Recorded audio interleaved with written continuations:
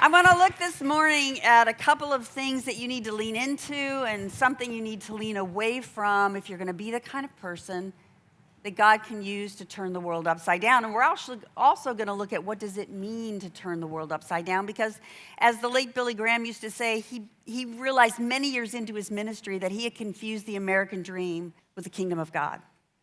They are not the same. When I first started, I don't even like using the word ministry, but church work.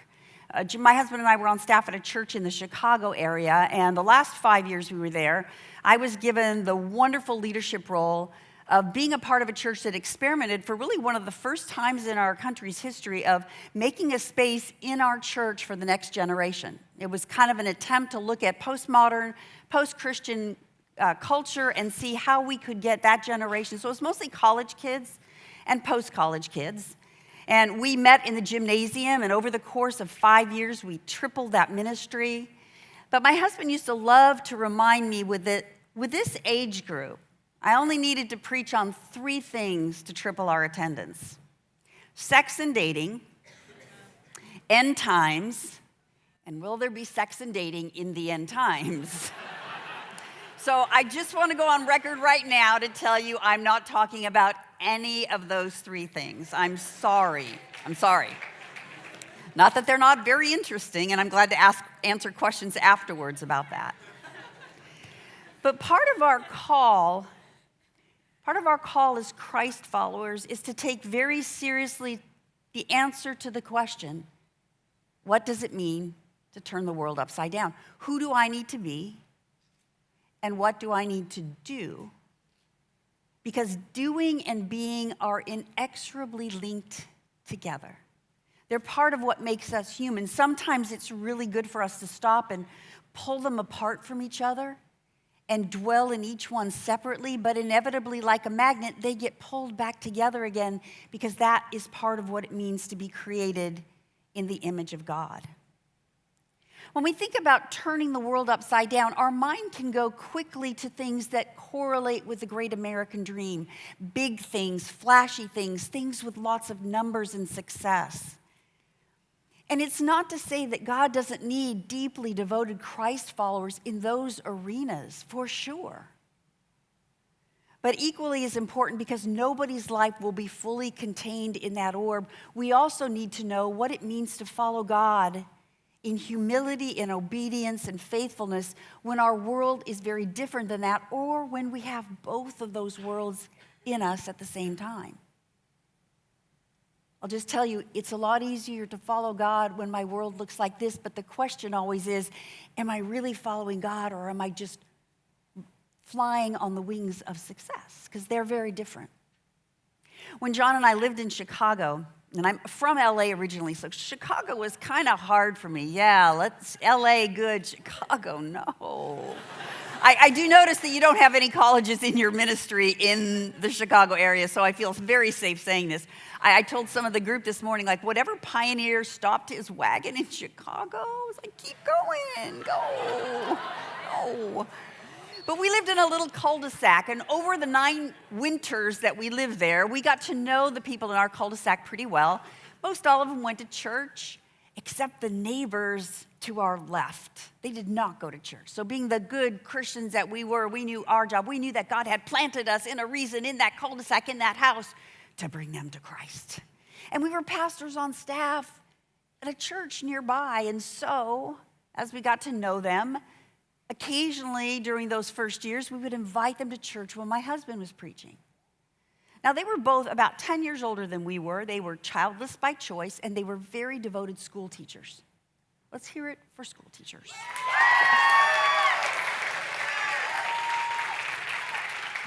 I told my kids last year that if I ever were to run for president, which I wouldn't do, and gosh, could we talk about that for a while, but we're not going to. If I did, I would run on one platform, that for 1 year, we're going to take celebrity salaries and give them to school teachers. And that same year, we're going to take teachers' salaries and give them to celebrities. And I pretty much guarantee the world would be a different place in about 365 days. So, but I digress. So they're school teachers. They love their work. They're very devoted to it. They don't go to church. So we would invite them, and when I told them that my husband was going to be preaching, they would get this kind of frozen smile on their face, and you could see the wheels turning, and they'd said, "Oh, gosh, we'd love to. Oh, we're going to be grading papers this weekend. It's just not going to work out for us. Maybe another time." So I foolishly took them seriously, and a few months later, I said, "Hey, I'm preaching this weekend, and we'll just take you out to lunch afterwards. Maybe a free meal would help." And that frozen smile a little tighter showed up, and very quickly they squeaked out, "I think we're going to be clipping our fingernails that weekend." It was just painfully clear very, very early on that they were not interested in sermons or big churches or any of the successful things that I would have thought would have been a draw. Now, over the years, she had breast cancer, he had a heart attack. We visited them both in the hospital. We shared meals together. We talked in the front yard on the rare days that the sun actually came out and shared gardening tips. We had a good relationship with them. 2 years before we moved away from Chicago, in our 7th year, Neil, the husband, comes running over to the front yard and says, "Hey, what time do your church services start this weekend?" Like, what? Why would you be asking me that? Because it was hard for me to imagine, most of this was unconscious, it was hard for me to imagine that it wasn't something that I had done that could control them getting to church. Here's what happened. They worked at a school, very devoted to their kids. They had a teacher's aide that was a partner with them in their classes. They treated her like family. They loved her. She was a single mom of 3 kids whose husband left her when her youngest was 2. You know how much money teacher's aides make. She had no car. She would get her kids ready for school early in the morning and then take them to the neighbors who would get them off to school while she took 2 buses to get to work. And she came into work one morning beaming and went to find my neighbors and said, "You're never going to believe what's happened. This church that I don't even go to gave me a free van. And inside the van were little coupons for gas stations and car washes." And she just could not contain her excitement that somebody knew her situation enough that had told somebody else and that there was this ministry at this church. And my neighbors are asking questions, and finally they said, I think that's the church our neighbors work at. That is what propelled our neighbors to go to the church that we were both pastors at. Not our preaching, not the music, not all the ministries we had at the church, except this one ministry. It was called the Cars Ministry, and I want to tell you for just a few minutes how it got started. One Sunday, a couple years before John and I came to be on staff at this church, at the end of the sermon, our senior pastor was standing down off the pulpit, and people were greeting him and talking to him, and there was a man waiting to talk to him who was very, very tall, very skinny, had tobacco stains around his nails, had tattoos and piercings everywhere, smelled like smoke, and told him, "This church changed my life about 1.5 years ago. Never grew up going to church, but my life fell apart. My wife left me, took our kids. I was heavily addicted. I lost my job. I thought about killing myself. And somebody told me I should try coming to this church. And the first Sunday, I came alone. In fact, my life was in such a mess, I came alone, and I had a gun." And Bill's like, "Ushers? Security? Sunday school teachers? Anybody help?"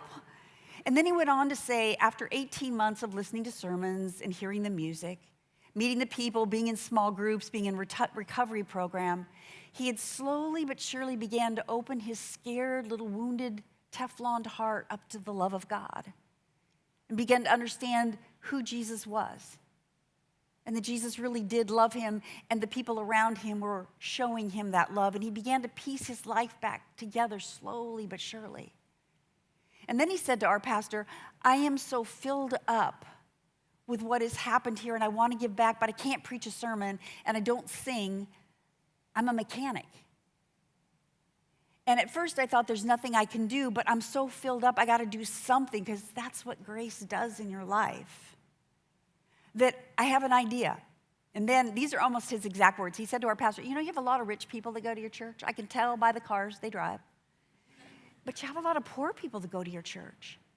And when I'm out in the parking lot and I see people get out of these really bad cars, 8 out of 10 of them are single moms. In fact, some of them are so bad that after the moms take the kids into the doors of the church, I get on my back and go underneath and look at the engine, and Bill's thinking, he's got a gun, he's going under the cars, this is not a good situation. And then he said this, I have an idea. The next time you preach, what if you tell the rich people in the church that when they go to get a new car, they don't need the resale value on their car. Have them donate the car to the church. And we'll take it to auction, and we'll buy 4 good cars for the cost of that one car, and then I'll get some other people like me, and we'll fix them up. And there was a leader who took very seriously that in this man resided the dignity of God and spiritual gifts and grace overflowing. He didn't minimize it or dismiss it because it wasn't a big idea. He had no idea that the year my neighbors came to faith because of that ministry, that our church would give away 200 cars in 1 year to single moms, most of whom didn't know or weren't a part of the church. But people in our church said, hey, I have somebody in my neighborhood who's really going through hard times. They could use it. And I got to tell you, the next time that I preached, I got up there and watched my neighbors as part of the usher team bring the offering plates down. And then 2 years later, when John and I left Chicago and moved back to California, they called us and said, we're going to move to Florida because when you live in Chicago, you just got to get out. Can you help us find a Jesus-centered church in Florida? Because this changed our lives. Eventually, the sermons and the music and the small groups helped them, but that's not what was the front door. There's a talk that I do because the last 12 years of my life I've been involved in corporate consulting, and I do a talk when I talk to businessmen and women of faith of 4 areas that I would have fired Jesus over in leadership. It's actually called If I Had Been Jesus' Leadership Consultant. And one of the things that I talk about is if you're going to start a movement, if you're going to be disruptive, if you're going to turn the world upside down, you use corresponding language. You talk about tsunamis and lightning and seismic shifts. You talk about power that is unmistakable. Jesus, as a leader, you don't talk about salt and light and yeast and seed. Those are really little cute things, but they don't cause movements. Or do they? Because when Jesus was talking about those little things, he wasn't just giving us a cute story. He was telling us, hey, I was at the beginning of the world with my Father and the Spirit, and we created the world to operate according to this system. Let me tell you what the operating system is for the world. There is a disproportionate impact of small things. Small things that I overlook, that I dismiss, that I cannot imagine would have the kind of power to shift and turn the world upside down. But Jesus himself is saying that's how this whole thing works. There's a disproportionate impact of small things because the nature of the universe was created to operate that way. So I want to talk this morning about one thing you need to lean into and one thing you need to avoid to become the kind of people who can be with God as his child and not have to perform to earn his love. And then with that inside can turn around and do things that may be big in the world's eyes or small in the world's eyes, but in God's eyes, all count. The first one is something that you're already used to. I remember when I was in college that everybody would tell me these are the best years of your life. And I'd think, oh no. First of all, that means everything's downhill after this. And I had some good times in college, and I had some really hard times in college. I had an 8 a.m. philosophy class that was actually amazing. Amazing. I couldn't believe it 8 o'clock in the morning because I'm not a morning person, but I love learning about existence and knowledge and values and reason and what could you prove and what couldn't you prove and what is the good life. I had an evening art history class where I got exposed to this unbelievable continuum of the culture and the context into which art was produced and what they were trying to say and everything in between. I got exposed to a vast field of learning on so many ends of the spectrum. It kind of blew me away. Kind of created FOMO that early in my life. And I always tell God, if I'm guilty of that, it's your fault. You made such a remarkable world. But during college, I also found that my best friend was dating my boyfriend. And yeah, I mean, come on, Lynn Clewert, come on. You don't do that. You just don't do that. Are you hearing me right now, everybody? Because if any of you are doing it, I need you to stop. Okay? So, that these are the best years of your life, let's hope not. Let's hope they're just the beginning and that God is doing something to weave in you a step away from whatever inherited faith you may or may not have to figure out what do you believe, to start to understand who God made you to be and to be that person. So the first thing you need to lean into is to be a lifelong learner. A lifelong learner. It really is what Jesus called his disciples to be when he called them. He taught them so many things that were counterintuitive that they were often scratching their heads or saying, come again, what? What? And so Jesus would repeat and repeat. There was a study done probably 20 years ago now. It was a longitudinal study between McKinsey Consulting and a university in Canada. And they studied organizational change initiatives. And after all this money, their conclusion was 2/3 of all organizational change initiatives fail. Wow, you could have sent me the check and I could have told you that. But the deeper work they did is they went back to look at the 1/3 of the organizations whose change initiatives began to stick over time and really influence change and trajectory into the future. And they found one thing consistently in every one of those organizations, and it was a ruthless commitment to being a learning culture. A ruthless commitment to being a learning culture. And then they iterated out 3 significant things that defined what did it mean to be a learning culture. The first one was every leader, every person in the company understood what it meant to take personal responsibility for their own growth and change. Instead of saying what was wrong with everybody else in the organization and how they should change. They took the learning personally. Now that sounds great on paper. Learning sounds wonderful on paper. It's actually quite painful in practice. To be able to sit in a family with a friend, with a boyfriend or a girlfriend, in your work, and to personally own your own strengths and the stewardship of them, and the weaknesses which you prefer to keep hidden or blame somebody else for, and really admit to them, is a pretty profound definition of what it means to be a disciple of Jesus. We would mostly rather keep those things hidden. I feel like in my life, God has worked very deeply in some dark areas of my life. And at my age, I'd like to think, boy, I have gotten that area cleaned up so much. And what do you know, but this last year, God's not lifting the garbage can off of one of those again. And I'm saying, no, we've already been here multiple times. It's clean. We don't need to go here again. And he's like, yeah, just put your head over that and take a whiff and tell me if we're done. And I'm like, yes, that's why we leave the lid on. I used to have a magnet on my refrigerator at home that said, I didn't say you were wrong. I said I was going to blame you. Just how do I get that off myself? And there is a humility and there is an authenticity that becomes uncommonly open to negative feedback. Christians ought to be the least easily offended people in the world. But that's clearly not the case right now. It's like walking on eggshells around us because we have our litmus paper out and there's so many different kinds of people that can't get in. And that's not where Jesus started his ministry. Jesus started his ministry on the margins and said, yoo-hoo, all you in the center, this is where the kingdom of God is, over here. How do you be a lifelong learner? First thing is you take personal responsibility when you get feedback that's difficult.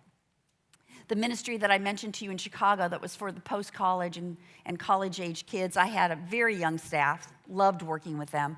Had one guy in particular, Steve, who was my associate. And it took a long time to build trust with him. About a year and a half into our working relationship, we had a pretty good rhythm going on together. So he came into my office one day, he looked a little nervous, he sat down, he said, can I talk to you? I said, of course, I have an open door, I'm such a good leader, you can come in and talk to me about anything you want. And then he started it off by saying, I just need you to know I'm not the only one that feels this way. Yeah. So really don't do that either. But first, don't date your best friend's girlfriend or boyfriend, but don't do that either. So I sat there and I thought, okay, this is not going to be either praise or just a question that I can help him with. And he said, these are his exact words, "Your meetings suck." I'm like, is there anything in that Oreo cookie approach where he's trying to compliment me? No. Now, on the outside, I smiled. On the inside, I was thinking, dude, you still have amniotic fluid behind your ears. Do you even know what I do all day long? I am working so hard for you. But I said, tell me more. That's just fascinating. And then he went on to say, when you first got here, for the first 18 months, your meetings were unbelievable. They were the talk of the whole organization. They were creative and inspiring, and they caused collaboration, and we came up with these great ideas. And now, I don't know what you're paying attention to, but you've put that on the plate of somebody else, and it's just excruciating, and especially when we compare what they used to be and what they are. I mean, I went home mad, embarrassed, and everything in between. And then I feel like at night when I put my head on the pillow, wondering if I'd ever fall asleep, I feel like the Holy Spirit said, and what part of what he said to you is not true? You have dropped the ball. People will walk through fire for a vulnerable leader. And vulnerability only is possible if you are growing in your life with a true confidence that you're God's child. That's where it comes from. So the next day I went in, thanked Steve, addressed the whole issue at the next staff meeting, to which you could tell everybody was looking at their shoes, like, I can't believe you told them we said this. And we talked it through. And we talked about how important it is for them to be able to give me that kind of feedback, because I want our meetings to be spectacular. I want them to be, if they were given a choice between a movie and a meeting, and I'm not kidding, I would want them to pick the meeting. And Steve, read Death by Meetings. Steve was the only one brave enough to tell me that. So the first thing to be a leader is you've got to be able to own your own growth. The second thing is there are no topics off limits. I had one CEO that bought a bunch of Beanie Baby elephants for each VP on his team and said there will be no elephants in this organization. Elephants are hard to clean up after if you don't know where they are. And so if you know where they are, if you say as a team, as a leader, that there is nothing that we can't discuss, then we can fix the problems that need to be fixing. And, you just have to read Matthew, Mark, Luke, and John to understand how many times Jesus used difficult conversations and conflict to spiritually form people. Do you know he used those more than prayer and encouragement put together? And yet our spiritual formation sometimes can just so lean to saying chirpy, kind, nice things instead of really what the definition of love is to will the good for another person. And the good is that there are elephants that we need to talk about. Doesn't mean you'll get the outcome you want, doesn't mean that they will change necessarily, but it does mean that you've opened the door for conversation. And then the third thing is you begin to solve problems at a systems level, not just put a Band-Aid on things. People who follow Christ have the confidence to say if there's a problem in a relationship, in a family, in a company, at school, we can together dig deep and get to the root of the issue and try to solve it from that problem. That's another thing Jesus was doing all the time. Many of his conversations would start off on a pretty superficial level, and then they would drop deeper and deeper and deeper, because he knew that if he just solved it up here, it would be behavioral modification. If he dug deep, it would be spiritual transformation. And then the second thing that you need to lean away from, this is out of John chapter 21. I'm going to give you the word in a minute. So you need to lean into being a lifelong learner. And one of the things that we sang earlier is that I'm gracefully broken. It's a lovely song. Brokenness isn't usually a graceful process. And so to be able to be open to whatever it is that God has to do in your life over time to show you the areas where you aren't trusting him, not in a way to just simply drive obedience, but in a way to drive you to understand that the universe operates on this kind of love that you can believe in. That's what shifts our behavior to an obedience. In John chapter 21, Jesus has a pretty strong reaction to this particular sin that I'm going to talk about that we need to lean away from, that really gets in the way of us being able to turn the world upside down. This is the post-resurrection appearance of Jesus. And it's fascinating. It starts off in the chapter that the disciples are back fishing again. You need to read between the lines and understand what John is trying to tell you here. Their discouragement was so great that their belief that they were going to be part of something that turned the world upside down had dissipated rapidly, and their discouragement had sent them out to their previous occupation. We will just go back to doing what we knew. It's over. Not only is it over, we feel foolish because we believed in it, and they're out fishing. And they notice that on the shore, there's somebody bent over a fire, and he calls out to them, "Have you caught any fish?" And they say no, and this man on the beach says to throw your net on the right side of the boat, and you will catch some. And they did, and they did. And then Peter, you gotta love, the bumbling disciple, puts two and two together and thinks, oh my gosh, this is Jesus. He takes his outer garment off and he jumps into the water. This time he does not walk on the water, and he swims to shore to get to Jesus first. And then I love this because John, the disciple, is writing this. So this is what Peter does, and then it says, the other disciples followed in the boat, like the way you were supposed to. Very orderly, very unorderly. And then it got up very quickly to find that Jesus was bent over this fire, making bread and fish for their breakfast. And this is just an aside for no extra charge, but men, when you want to ask yourself over the course of your life, what would Jesus do? Cook. I'm not making it up, I'm just the messenger. Right here. And it's not just grilling because there's bread involved, okay? Free of charge. Free of charge. You want to turn the world upside down? Share in household responsibilities so that your wife can actually also be part of turning the world upside down. Okay. Back. I just have 6 minutes and 10 seconds, and I don't like speakers that don't end on time. So then Jesus takes this opportunity to walk with Peter down the beach, and it says that the disciple John followed behind. And I don't have time to go into it right now, but there's a Greek framework for the questions that Jesus asked Peter 3 times. Do you love me? Do you love me? Do you love me? Feed my sheep, feed my sheep, feed my sheep. It's the exact same structure that is used the 3 times that Peter denies Jesus. And so using that same framework, Jesus is reinstating and forgiving Peter by following that pattern. And it says finally he asks them again, and Peter was hurt because Jesus asked him a 3rd time, Lord, you know all things. You know that I love you. So Jesus, directly face to face, is giving Peter his call. Ever think, well, God, if you would just tell me what I'm supposed to do with my life, I would do it. Maybe you would. It's not what Peter did. So Jesus says, you're going to feed my sheep. You're going to be the great shepherd. I'm giving the keys of the kingdom to you. And then, while he had Peter's attention, he just threw in this bonus of what was going to happen in Peter's future. And in addition to feeding my sheep, I tell you the truth, when you were younger, you dressed yourself and you went where you wanted, but when you grow old, you will stretch out your hands and someone else will dress you and lead you to where you do not want to go. Jesus said this to indicate the kind of death by which Peter would glorify God. And one more time, he said, follow me. Be the chief shepherd of my people as I ascend back into heaven. And here's how you're going to die. It's not going to be pretty.